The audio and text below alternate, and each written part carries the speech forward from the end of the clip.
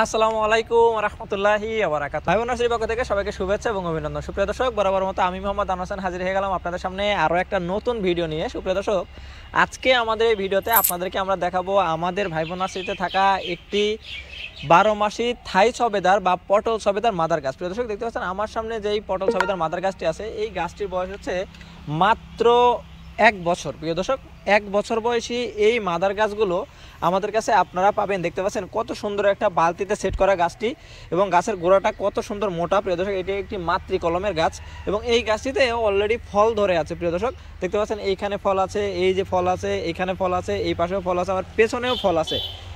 প্রিয় দর্শক, যারা ছাদ বাগান করেন তারা অবশ্যই জানেন যে এই 12 মাসি থাই সবেদাটা আমাদের বাংলাদেশের আবহাওয়ার জন্য খুবই ভালো এবং খুবই উপযোগী।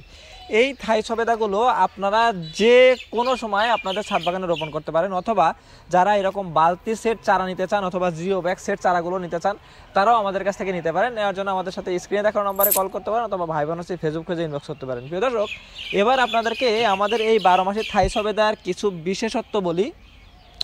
প্রথম হচ্ছে, আপনারা এই সবেদাগুলো 12 মাস ফল পাবেন। এই সবেদাগুলো ফল পাওয়ার জন্য আপনাকে তেমন কোনো ধরনের পরিচর্যা করতে হবে না। দেখতে পাচ্ছেন যেমন আমরা এই ছাদ বাগানের জন্য গাছটা রেডি করেছি, যখন গাছটা প্রস্তুত করেছি তখন শুধুমাত্র এই গাছটা লাগানোর আগে মাটির সাথে একটু বেশি করে জৈব সার ব্যবহার করেছি।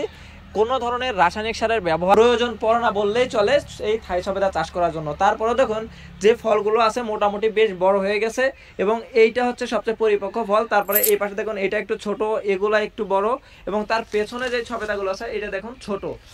এইরকম ছোট বড় ফুল সহকারে আপনি 12 মাসে এই ধরনের সবেদাগুলো থেকে ফল পাবেন।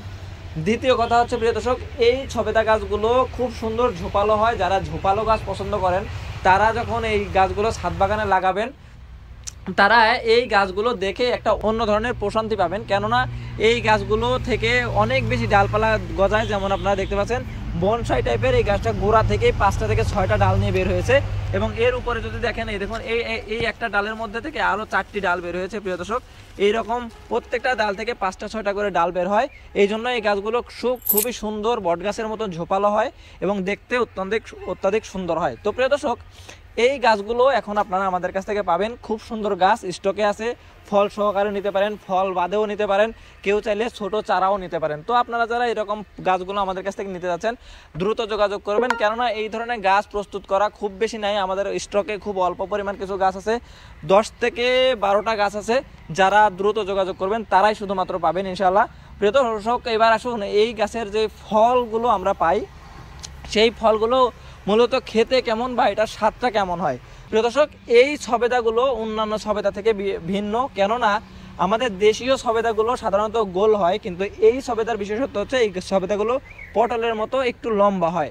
দ্বিতীয়ত, এটা খাওয়ার জন্য আমাদের দেশি সবেদাগুলো যেরকম পাকলে যেমন এটা রসালো এবং নরম হয়ে যায়, আমাদের এই থাই সবেদা সেরকম নরম বা রসালো হবে না। এটা একটু খাজা টাইপের। যারা খাজা কাঁঠাল খেয়েছেন তারা অনেকে বুঝতে পারছেন যে এটা একটু খাজা টাইপের হবে, মানে অত্যাধিক রস থাকবে না, এমনকি এটা গলেও যাবে না, এটা একটু শক্ত টাইপের থাকবে এবং এটা আপনি চিবিয়ে খেতে পারবেন। এইরকম খুবই সুস্বাদু এবং অন্যান্য সবেদার তুলনায় অনেক বেশি মিষ্টি।